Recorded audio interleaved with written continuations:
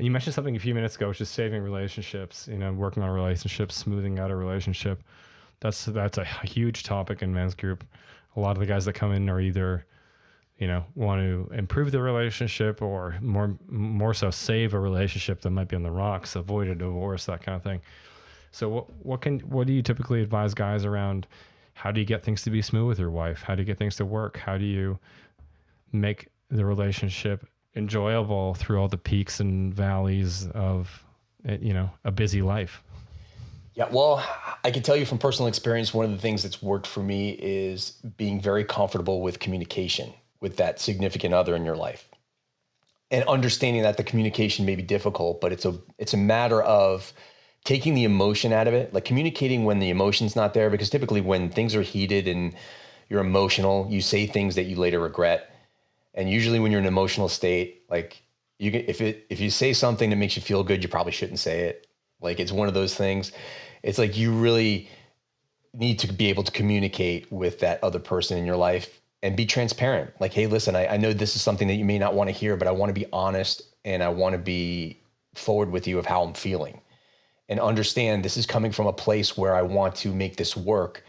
I'm just trying to be honest and I don't want to, and I think that's where a lot of guys struggle. It's like sometimes they feel like their concerns won't be heard or won't be met, but at least you can go out there and say, you know what, I want to make this better. Like making the effort to want to ask somebody how they're doing, how you can make your wife or spouse or that person's day a 10 today. Like, how can I do that for you? Like and just do it, not as a reaction to something else, but do it because you genuinely want to see things work.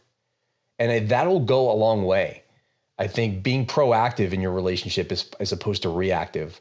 Like be proactive with building a solid relationship as opposed to reactive. Like when something happens, like, oh, I probably need to do something, or I probably need to take my wife out, or I probably need to do something. Like if you're doing it as a reaction to something that happened in your life, it's probably too late. Like you need to really kind of jump on that and be proactive. And if you could start looking at these things proactively, I think it's going to build better relationships. It's going to build better, long-lasting relationships. And I think that it'll probably surprise the people the person that you're with, being like, wow, they're really making an effort to want to get this to work. Something that I haven't done before. So. Yeah, that makes a lot of sense. Yeah, I think a lot of the breakdowns in communication and relationships that we see in men's group are from like a medium to long term lack of presence with the partner. Just kind of going through the motions, taking the kids to school, going to work, doing whatever, and not, like you said, sitting down and having those sometimes difficult conversations. Because then on the other side of those conversations, you feel connected, you feel heard, those kinds of things, hopefully. Yeah. I couldn't agree with that more.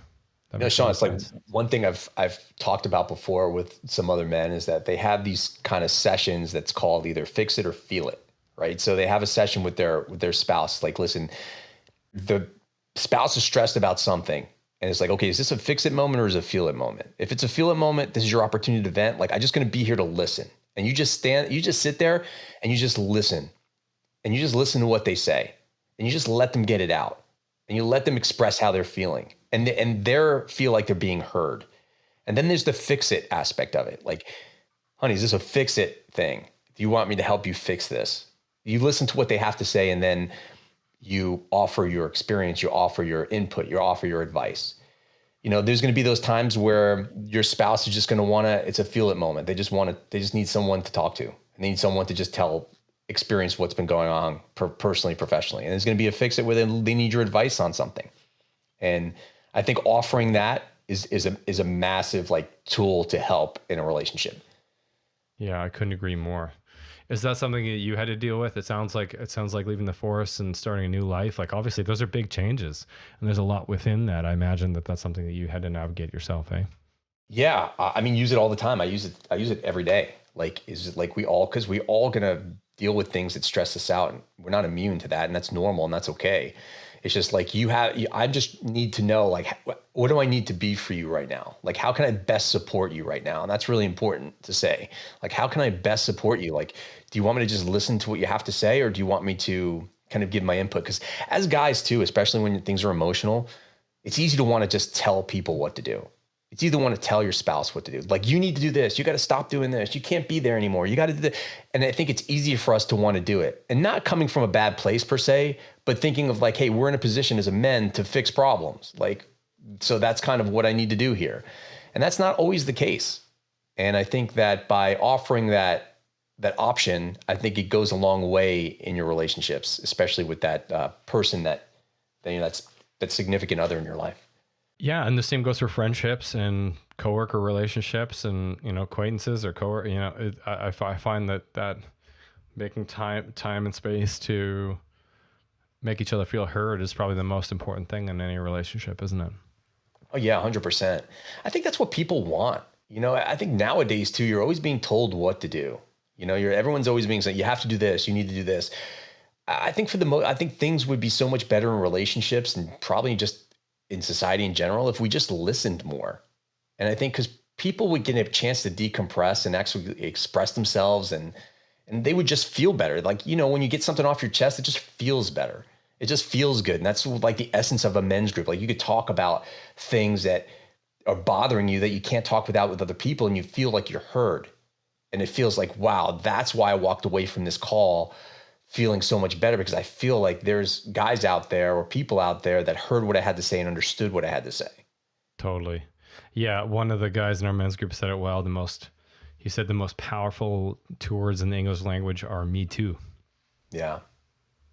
And it's like just having people relate to you is just, can solve the problem. Just having somebody empathize with you. And so that's something I try to use in my own relationship, is just making it clear that I hear what their emotional experience is, even if I find it super frustrating and irrational, it's just acknowledging it, first step, always the first step, just acknowledge it. Yeah. And there's also there's a lot of value in someone just expressing themselves. Sometimes they hear what they say, to actually audibly like hear themselves talk and hear them express what they're saying helps them come to terms with what they're saying. Just kind of being like, wow, like sometimes they just need to express it and just get it out. And they feel better about it. They feel more confidence behind it now. It's just like, this has been stuck in here. There's men who've been holding on to things their whole life that they have had no one to express them to.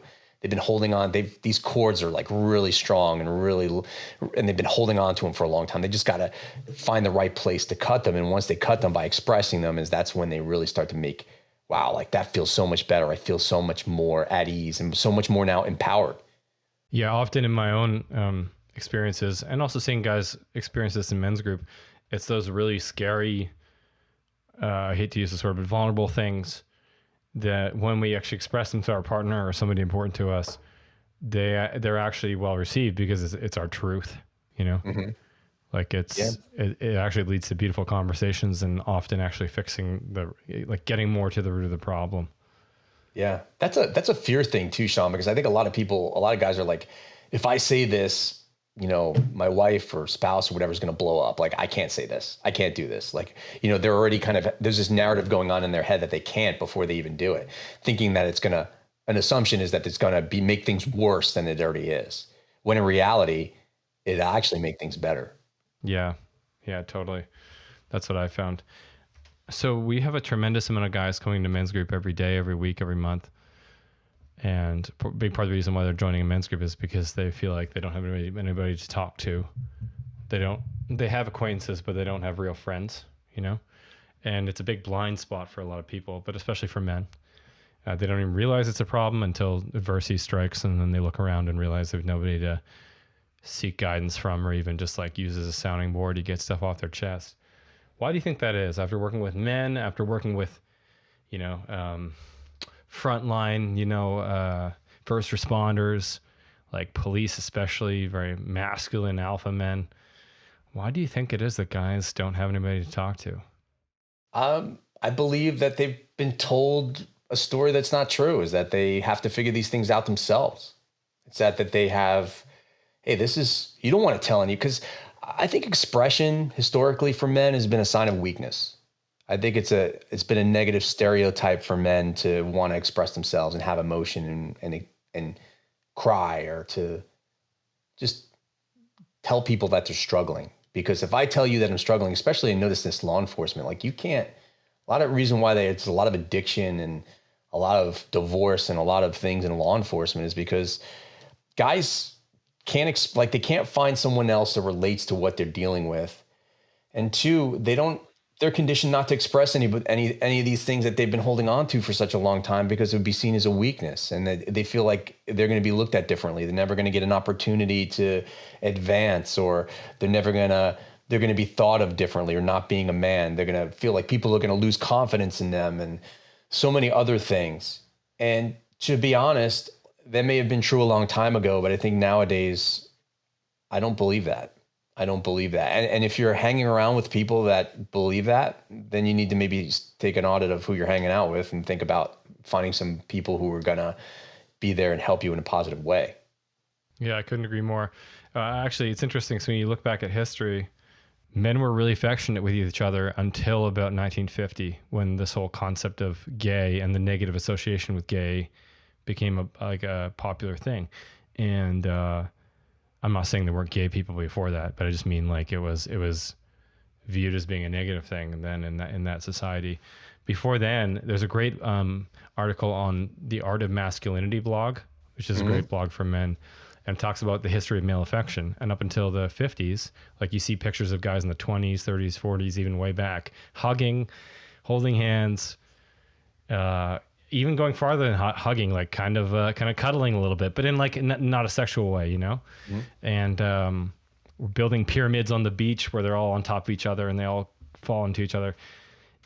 That was totally acceptable until the 50s, when all of a sudden the culture, especially in Western society and North America, really shunned that. And the same is true for men sharing their feelings and being vulnerable. Actually, before these industrial and agricultural revolutions, like in tribal life, men were encouraged to be emotional as well. It's just in these really hard situations of working on farms and in the factories and stuff, where men didn't have the opportunity or the luxury to share emotions. So yeah, it's interesting how we're actually hardwired for that, how most of human history we were encouraged to do that. And it's just in the last 100, 200 years where that's been completely stomped out of us.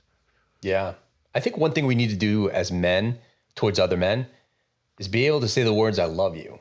Like, if you think about it, like, you know, if someone means something, if there's a friend or someone in their life, like, there's no shame in telling them that you love them. You know, I've met great people. There's a lot of friends in my life. I'm just like, dude, I love you, man. Thank you. You know, thank you for you. And I think a lot of guys for a long time be like, I never want to say I love you, because their mind immediately goes to like, I'm heterosexual. Why did I tell another man that I love them, right? But it's not that. It's more so along the lines of like expressing how much they mean to you through those three words, and it's okay. Like that's okay. And I think, you know, we need to do more of that. And I think there would be more guys, especially nowadays, that'd be willing to receive that. Yeah, I think so too. You know, even when I get that from, I have close guy friends where I'm like, oh, that's nice when they say it. And my guy friends and I do. And I think that's kind of rare. But I have acquaintances who are just like really expressive, and sometimes they'll say it, or like closer friends or colleagues or something, they'll say it. And I'm like, ugh, you know, even I have a hard reaction to it. So I think the more that we can say it, the more we get comfortable with it. It's like a muscle, right?